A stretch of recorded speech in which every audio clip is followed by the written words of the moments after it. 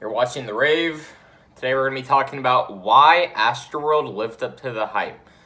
So, while including big chart-topping modern music icons such as Drake and Two-Thirds and Amigos, Travis Scott dives a bit into the R&B side as well on tracks by bringing in The Weeknd for a feature that parallels in quality to his part on Pray for Love off of Rodeo, one of the best tracks on the album.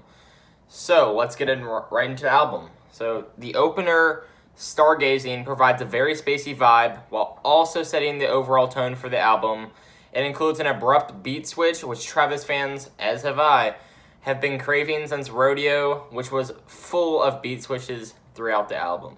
On the track Carousel, the Beastie Boys sample allows Frank Ocean to dive into his experience with personal growth and his recent emergence from his long period of virtually no new music except for a less than mediocre feature at the end of A$AP Rocky's new album, which was a less than mediocre album. Then we have Sicko Mode, which we have an appearance from October's very own Drake, and he comes in at the beginning, and you immediately know this is going to be topping the charts for the rest of summer and probably into the better part of September.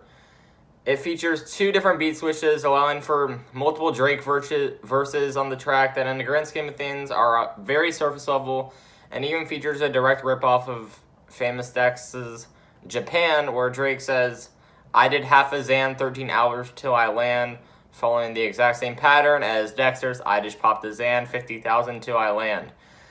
But nonetheless creates a nice track. However, it is not parallel in quality to Company, which comes off of Drake's 2015 mixtape. If you're reading this, it's too late, which is still a banger today and still sounds pretty good within the modern wave of trap music. But nonetheless, this is a pretty good song and definitely will top the charts for a while. On the track Stop Trying to Be God, Kid Cudi appears through a slew of soothing hums and also serves there as a reminder of how much Scott has adopted the dark and eerie hip-hop sound Cudi has mastered.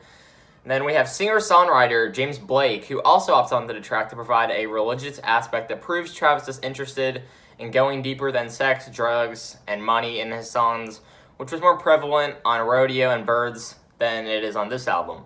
While it's still there, he does dive into deeper subject matters, which provides for an overall better and more entertaining album. Towards the outro of the song, we get a Stevie Wonder harmonica solo, which is pretty nice considering, it's a total left hook.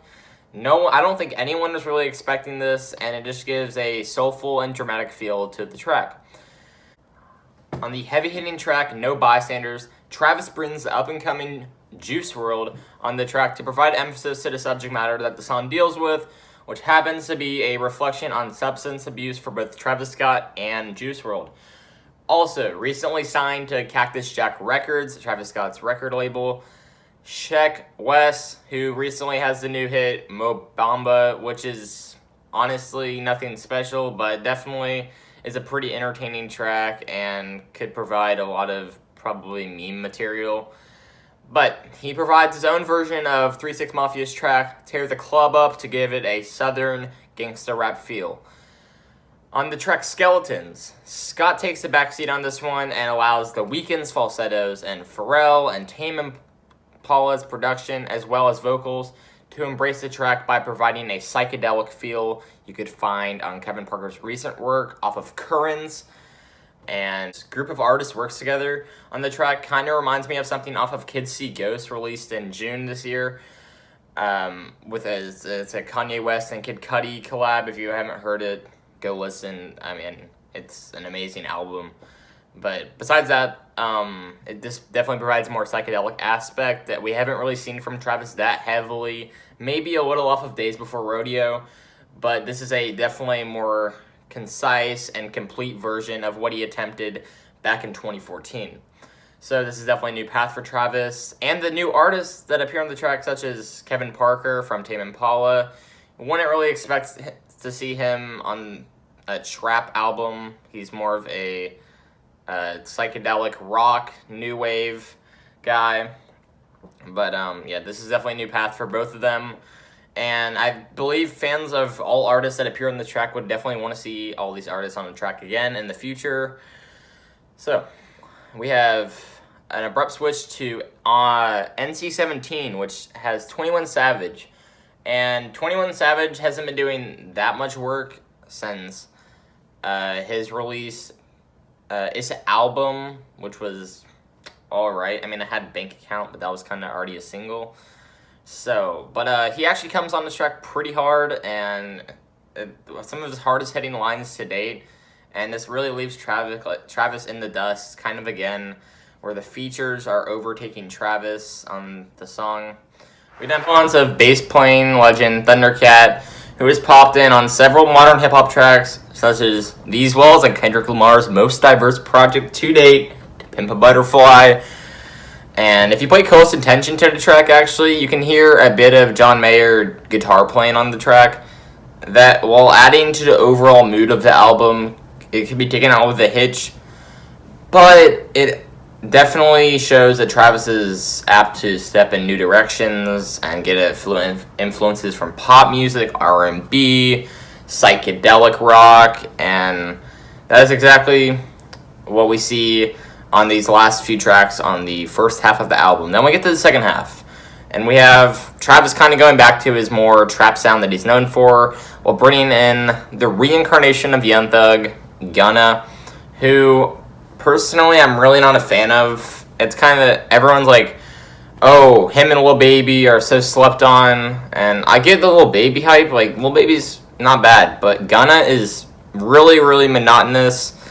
All of his tracks sound pretty much the same. There's not a lot of subject matter. But this is a pretty smooth verse over a relaxed beat. There's a little guitar playing in the beginning. And that's pretty nice. After a light Travis verse, which includes a few Kid Cudi-esque hums, Nav appears. But his part is extremely drowned out and was not even recognizable the first listen to me due to it being a borderline like mumble and murmur. And I mean, the memes definitely are like one of the best parts about Astroworld. Those were hilarious. But yeah, I was a bit confused on Nav's verse here.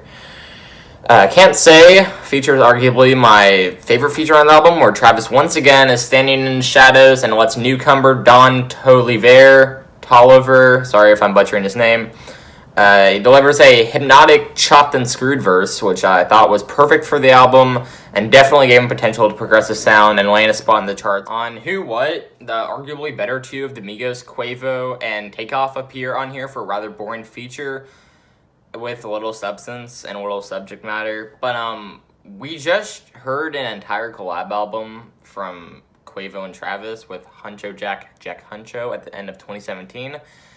And that was a pretty subpar album. It had Modern Slavery, it had Black and Chinese, Eye to Eye, which were all pretty decent songs, but besides that, the rest of the album was definitely skippable. And on Who What, there's not really the energy that Travis and Quavo once had together on easily one of Travis's best tracks, and debatably Quavo's best feature of all time, Oh My This Side, off of Rodeo. That's a classic from Travis Scott, and this was just not prevalent here at all on Who What.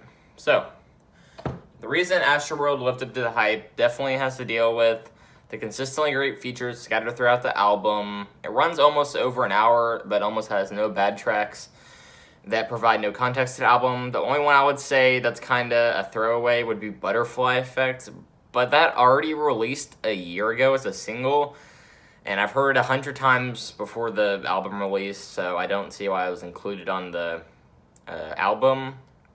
But nonetheless, minus that, I thought every track was pretty good and provided context throughout the album.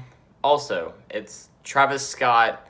He's a highly auto-tuned trap rapper. It's not Kendrick Lamar. It's not J. Cole. You're not expecting a massive concept album or anything.